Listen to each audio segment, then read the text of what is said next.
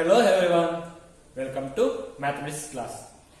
Previous class we learned about the Euclid's postulates ಹಾಗೆ axioms and definitions ನ ನಾವು ಕಲಿತಾ ಹೋದ್ವಿ.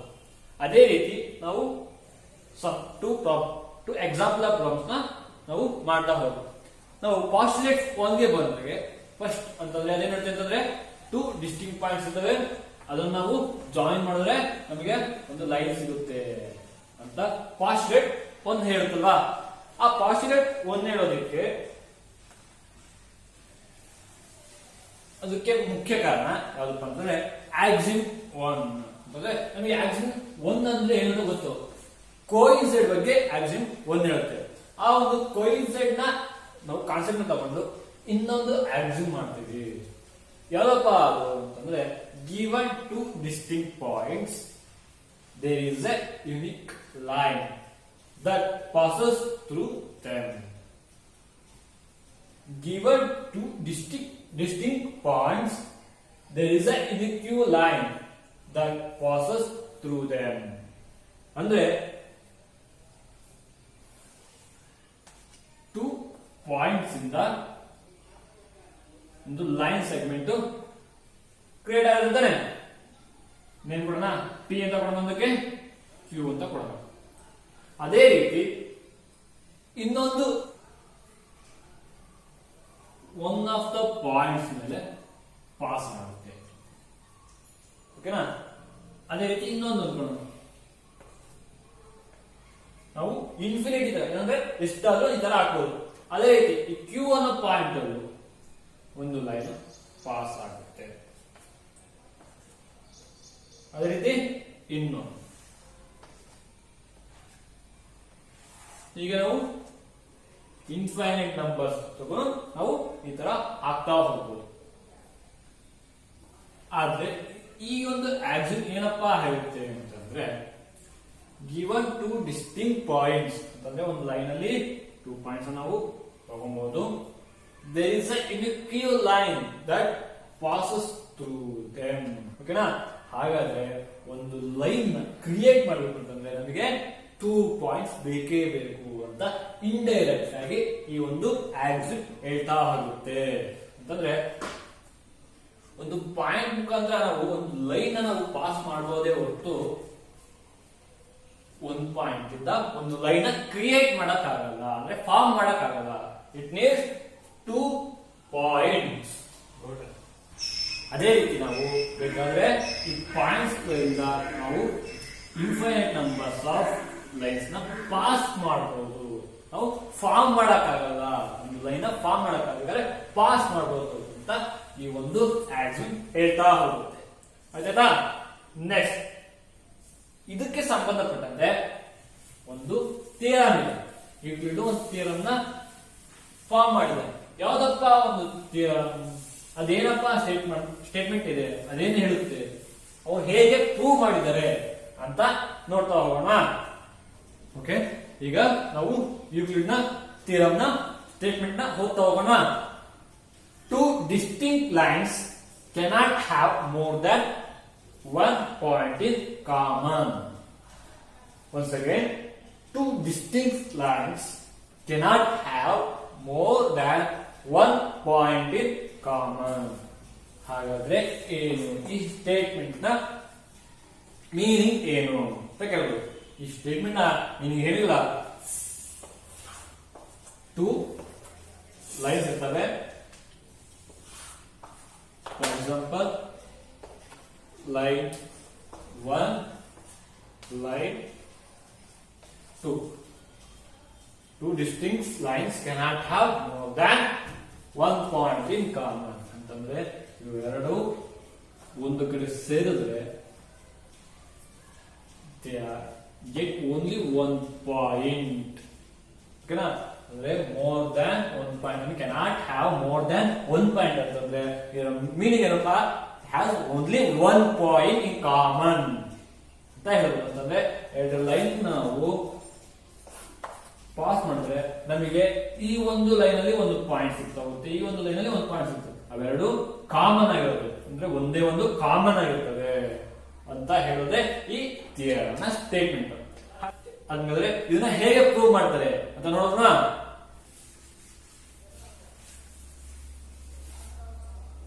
Firstly how to solve a theorem ಅಥವಾ how to prove a theorem ಅಂತ ಬಂದಾಗ ನಮಗೆ ಒಂದು 4 ಸ್ಟೆಪ್ಸ್ ಇರ್ತದೆ.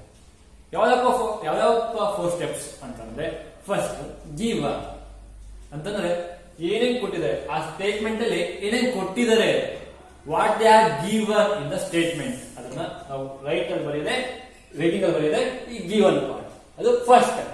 ಸೆಕೆಂಡ್ ಸ್ಟೆಪ್ ಟು ಪ್ರೂವ್, ಆ ಗಿವನ್ ಸ್ಟೇಟ್ಮೆಂಟ್ ಅಲ್ಲಿ ಏನನ್ನ ಪ್ರೂವ್ ಮಾಡಕ್ ಕೊಟ್ಟಿದ್ದಾರೆ, ಏನನ್ನ ಪ್ರೂವ್ ಮಾಡಬೇಕು ನಾವು, what we have to do ಅಂದ್ರೆ what we have to prove from this statement, ಅದನ್ನ ಬರೆಯೋದೆ ಟು ಪ್ರೂವ್. ಅದೇ ರೀತಿ ಇನ್ನೊಂದು ಬರ್ತದೆ ಕನ್ಸ್ಟ್ರಕ್ಷನ್. ಅವಾಗ ಗಿವನ್ ಮಾಡಿರ್ತಾರಲ್ಲ, ಗಿವನ್ ಇಂದ ನಮಗೆ ನಾವು ಸಾಲ್ವ್ ಮಾಡಕ್ ಆಗಲ್ಲ, ಅಂದ್ರೆ ಪ್ರೂವ್ ಮಾಡಕ್ ಆಗಲ್ಲ. ಅದಕ್ಕೆ ನಾವು ಅಡಿಷನಲ್ ಆಗಿ ಒಂದು ಕನ್ಸ್ಟ್ರಕ್ಷನ್ ಮಾಡ್ತಾ ಹೋಗ್ತೀವಿ, ಅಡಿಷನಲ್ ಆಗಿ ಡ್ರಾಯಿಂಗ್ಸ್ ಮಾಡ್ತಾ ಹೋಗ್ತೀವಿ, ಅದನ್ನು ನಾವು ಕನ್ಸ್ಟ್ರಕ್ಷನ್ ಮಾಡಲಿ ಬರಿತಾ ಹೋಗ್ತೀವಿ.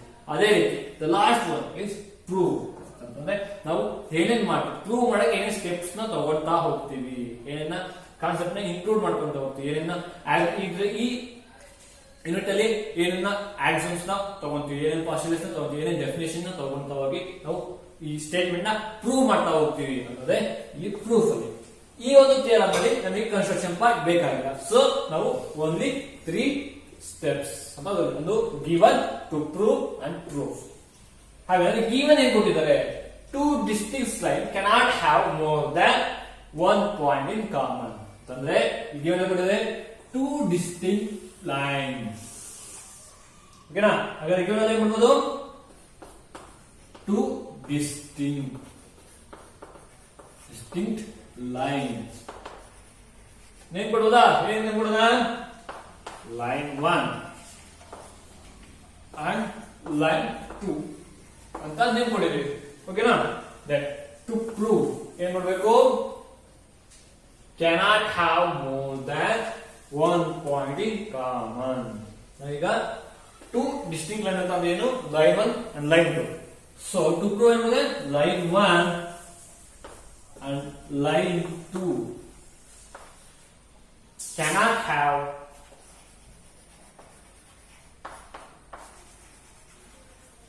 more than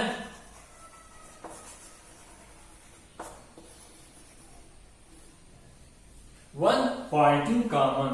1 point in common.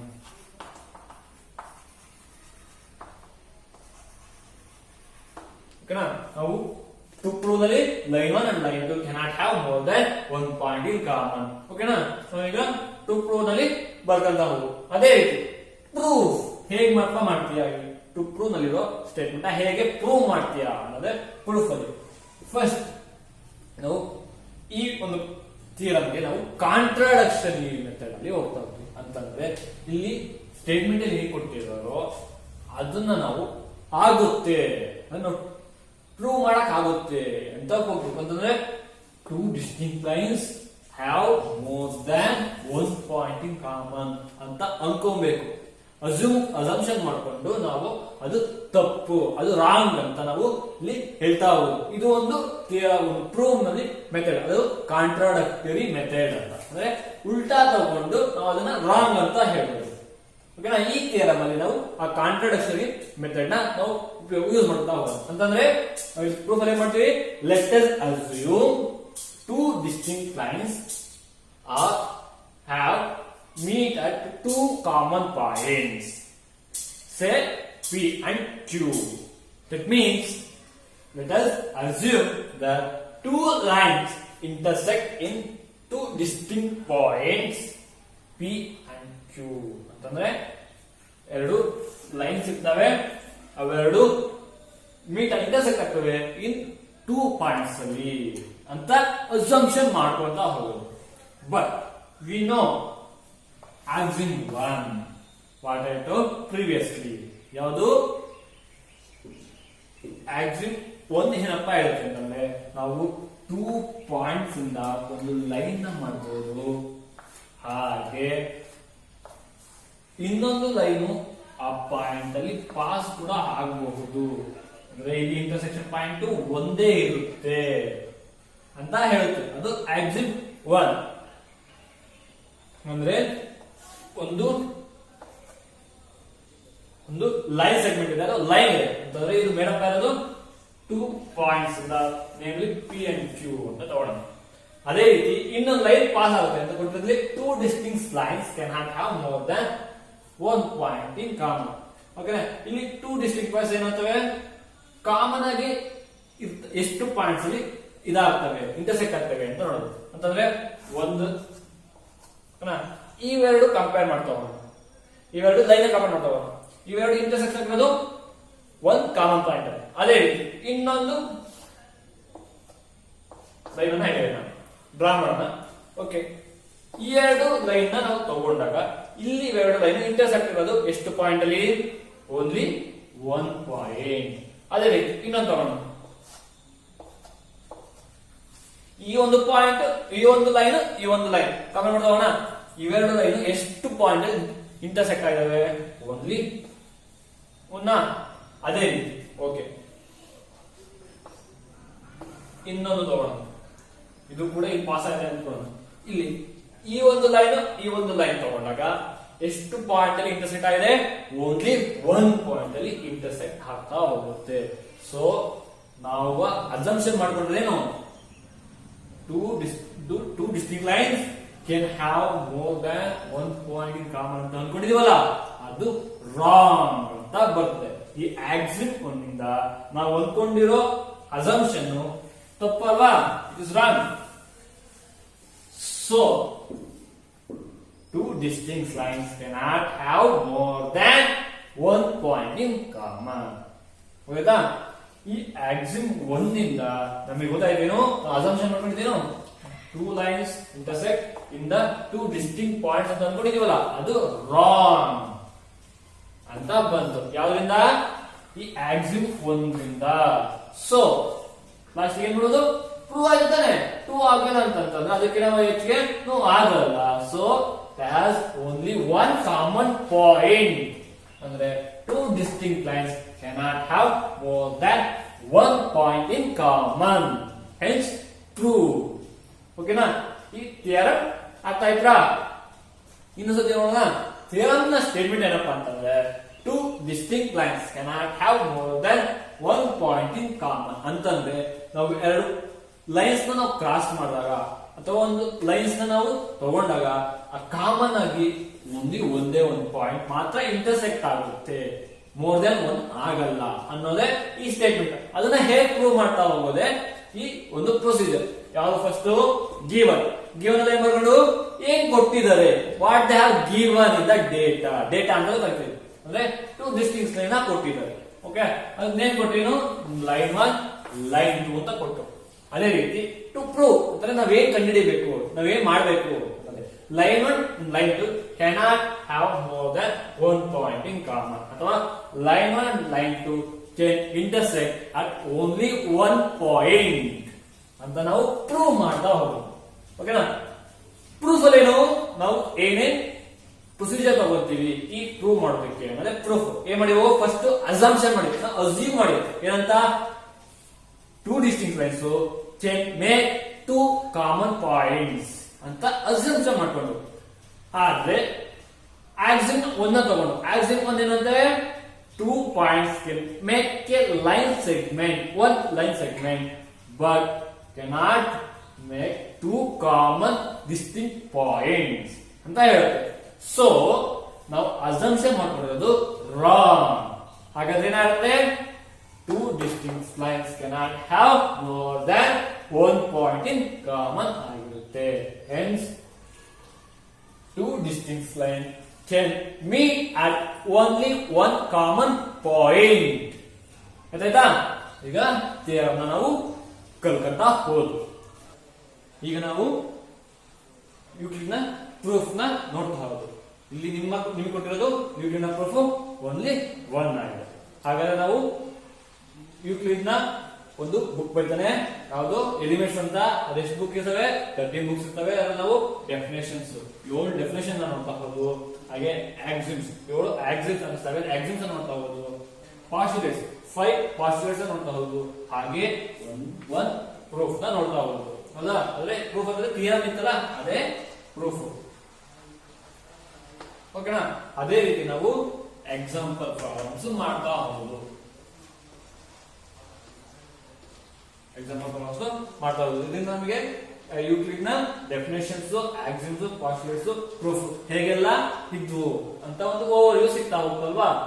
ಹಾಗಾದ್ರೆ ಯೂಕ್ಲಿಡ್ ನ ಬಿಟ್ಟು ಬೇರೆ ಯಾರು ಈ ಜಿಯೋಮೆಟ್ರಿಗೆ ಕೊಡುಗೆ ಕೊಟ್ಟಿಲ್ಲ? ಅಂದ್ರೆ ಏನೇ ಈ ಜಿಯೋಮೆಟ್ರಿ ಬಗ್ಗೆ ಯೂಕ್ಲಿಡ್ ಒಬ್ಬನೇನ ಓದಿರೋದು, ದಿಕ್ಕರ್ ಯಾರು ಏನು ಮಾಡ್ಲಿಲ್ವಾ? ಅವ್ರು ಯಾರು ಡೆಫಿನೇಷನ್ ಕೊಡ್ಲಿಲ್ವಾ, ಆಕ್ಸಿಮ್ಸ್ ಕೊಡ್ಲಿಲ್ವಾ, ಪಾಸ್ಟುಲೇಟ್ಸ್ ನ ಬರಲಿಲ್ವಾ, ಹಾಗೆ ಪ್ರೂಫ್ ನ ಮಾಡ್ಲಿಲ್ವಾ ಅಂತ ಕ್ವಶನ್ ಬರ್ತದಲ್ವಾ. ಆದ್ರೆ ಯೂಕ್ಲಿಡ್ ಆದ್ಮೇಲೂ ಕೂಡ ಹಲವಾರು ಜಿಯೋಮೆಟ್ರಿಯಲ್ಲಿ ಪ್ರೋಗ್ರೆಷನ್ ಆಯ್ತು. ಅದೇನೇನಪ್ಪ ಅಂತ ತಿಳ್ಕೊಂತ ಹೋಗೋಣ. ಅದ್ರಲ್ಲಿ ನಿಮ್ಗೆ ಒಂದು ಕೊಟ್ಟಿದ್ದಾರೆ, ಏನು? ಯೂಕ್ಲಿಡ್ ನ ಪಾಸ್ಟುಲೇಟ್ಸ್ ನಮಗೆ ಗೊತ್ತು ಯಾವಾಗ 5 ಇದ್ದಾರೆ.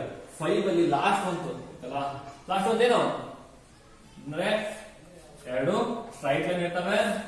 ಆ ಸ್ಟ್ರೈಟ್ ಲೈನ್ಗೆ ಒಂದು ಸ್ಟ್ರೈಟ್ ಲೈನ್ ಇಂಟರ್ಸೆಕ್ಷನ್ ಆಗುತ್ತೆ, ಅವಾಗ 2 ಪಾಯಿಂಟ್ಸ್ ಕ್ರಿಯೇಟ್ ಆಗ್ತವೆ. ಆ 2 ಪಾಯಿಂಟ್ಸ್ ಕ್ರಿಯೇಟ್ 2 angles ಕ್ರಿಯೇಟ್ ಆಗ್ತವೆ. ಈ sum of 2 angles are less than 180 degree ಅಂತ ಪಾಸ್ಟುಲೇಟ್ಸ್, ಫಿಫ್ತ್ ಪಾಸ್ಟುಲೇಟ್ಸ್ ಹೇಳ್ತಾ ಹೋಗುತ್ತೆ. ಇದು ಒಂದು ಜಿಯೋಮೆಟ್ರಿಗೆ ವೆರಿ ಇಂಪಾರ್ಟೆಂಟ್ ಟಾಪಿಕ್ ಆಗಿರುತ್ತೆ. ಅದನ್ನ ಯಾರು ಹೇಗೆಲ್ಲ ಹೇಳ್ತಾರೆ ಅಂತ ನೋಡ್ತಾ ಹೋಗೋಣ. ಅದೇ ಈ equivalent question of Euclid fifth postulate ಅಂತಂದ್ರೆ, ಈ ಒಂದು ಯೂಕ್ಲಿಡ್ ನ ಫಿಫ್ತ್ ಪಾಸ್ಟುಲೇಟ್ ಇದೆ ತಾನೆ, ಅದರ ಈಕ್ವಿವೆಲೆಂಟ್ ಆಗಿ ಯಾರ್ಯಾರು ಏನೇನು ಕಂಡುಹಿಡಿದ್ರು, ಯಾರ್ಯಾರು ಏನೇನು ಹೇಳಿದ್ರು ಅನ್ನೋದನ್ನ ನೋಡ್ತಾ ಹೋಗೋಣ. ಈ ಒಂದು ಫಿಫ್ತ್ ಪಾಸ್ಟುಲೇಟ್ ಇದೆಯಲ್ಲ, it is very significant in history of mathematics. ಅಂದ್ರೆ very very important in mathematics. ಹೇಗೆ, ಹೌ ಅಂತ ನೀವು ಕ್ವಶನ್ ಮಾಡಬಹುದು. ಅದನ್ನ ನಾವು ಮುಂದೆ ಹೋಗ್ತಾ ಹೋಗ್ತಾ ತಿಳ್ಕೊಂತಾ ಹೋಗೋಣ. ಹಾಗಾದ್ರೆ ಈ ಈಕ್ವಿವೆಲೆಂಟ್ ಕ್ವೆಶ್ಚನ್ ಅಂತಂದ್ರೆ ಹಲವಾರು ಜನ ಪಾಸ್ಟುಲೇಟ್ಸ್ ನ ಬೇರೆ ಬೇರೆ ರೀತಿಯಲ್ಲಿ ಬರೆದ ಹೋದ್ರು. ಆದ್ರೆ ಅದರಲ್ಲಿ ಪ್ರಮುಖವಾದ, ಅದರಲ್ಲಿ ಇಂಪಾರ್ಟೆಂಟ್ ಆಗಿರೋದು ಅಂತಂದ್ರೆ ಪ್ಲೇ ಫೇರ್ ಆಕ್ಸಿಯೋಮ್ ಅಂತ. ಈ ಪ್ಲೇ ಫೇರ್ ಆಕ್ಸಿಯೋಮ್ ಅನ್ನೋದು is equivalent to Euclid fifth postulate. ಇದನ್ನ ಯಾರಪ್ಪ ಬರೆದವರು, ಯಾರು ರಿಟರ್ನ್ ಮಾಡಿದವರು ಅಂತಂದ್ರೆ ಜಾನ್ ಪ್ಲೇಫೇರ್ ಅಂತ. ಜಾನ್ ಪ್ಲೇಫೇರ್ ಅನ್ನೋದು ಸ್ಕಾಟಿಷ್ ಮ್ಯಾಥಮೆಟಿಕ್ಸ್ ಆಗ್ತಾನೆ. ಇವನು ಪ್ಲೇಫೇರ್ ಆಕ್ಸಿಯೋಮ್ಸ್ ಅಂತ ಬರೀತಾನೆ. ಈ ಒಂದು ಆಕ್ಸಿಯೋಮ್ ಯೂಕ್ಲಿಡ್ ನ ಫಿಫ್ತ್ ಪಾಸ್ಟುಲೇಟ್ಗೆ ಈಕ್ವಿವೆಲೆಂಟ್ ಆಗಿರುತ್ತೆ. ಹಾಗಾದ್ರೆ ಆ ಈಕ್ವಿವೆಲೆಂಟ್ ಸ್ಟೇಟ್ಮೆಂಟ್ ಏನು ಅಂತ ನೋಡ್ತಾ ಹೋದ್ವಾ. ಜಾನ್ ಪ್ಲೇಫೇರ್ ಅನ್ನೋ ಒಂದು ಆಕ್ಸಿಯೋಮ್ ನ ಬರೀತಾನೆ. ಅದು ಆಕ್ಸಿಯೋಮ್ ಏನಪ್ಪಾ ಅಂದ್ರೆ Playfair axiom which is equivalent question of Euclid fifth postulate ಅಂತಂದ್ರೆ ಆ ಯೂಕ್ಲಿಡ್ ನ ಫಿಫ್ತ್ ಪಾಸ್ಟುಲೇಟ್ಗೆ ಈಕ್ವಿವೆಲೆಂಟ್ ಆಗಿರುತ್ತೆ.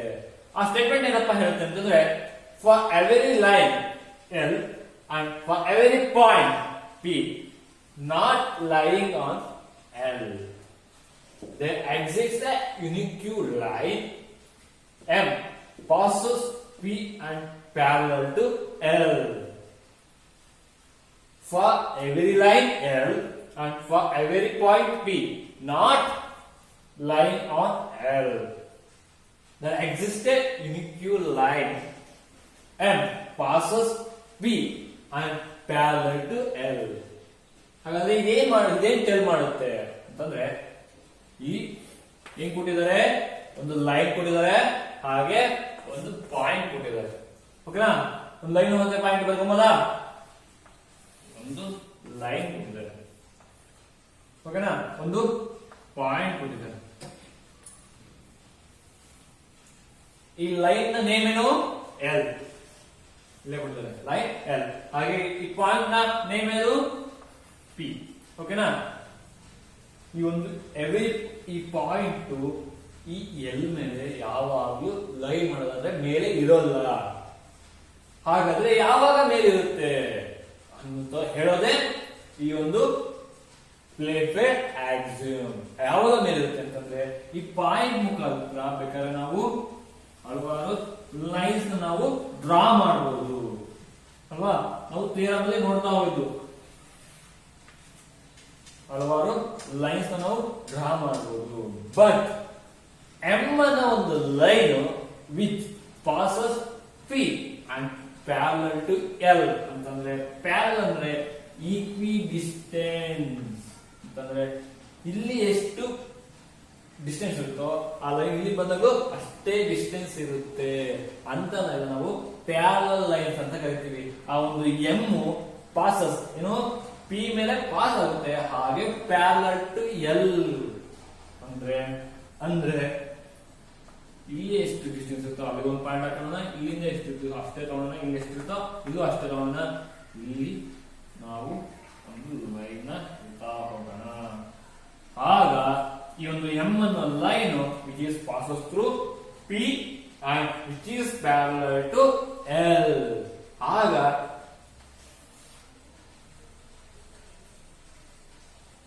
ಆಗ ಈ ಒಂದು ಪಿ ಅನ್ನೋ ಪಾಯಿಂಟ್ ಎಲ್ ಮೇಲೆ ಬಿದ್ದ ಹಾಗೆ ಅಂದ್ರೆ ಲೈ ಆಗಿರೋ ತರ ನಮಗೆ ಕಾಣುತ್ತೆ. ಅಂತ ಲೈನ್ಗಳೇ ನಾವು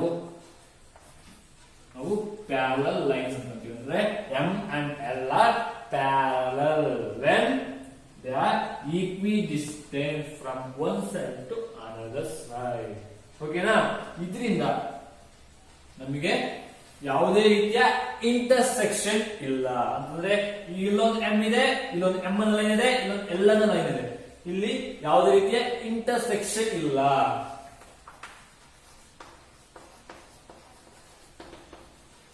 ಇಂಟರ್ಸೆಕ್ಷನ್ ಕಾನ್ಸೆಪ್ಟೇ ಇಲ್ಲ. ಇಂಟರ್ಸೆಕ್ಷನ್ ಕಾನ್ಸೆಪ್ಟ್ ಇಲ್ಲ ಅಂತಂದು ಇದಕ್ಕೆ ನಾವು ನೇಮ್ ಕೊಡಬಹುದು. ಏನಂತ? ದೇ ಆರ್ ಪ್ಯಾರಲಲ್ ಲೈನ್ಸ್ ಅಂತ.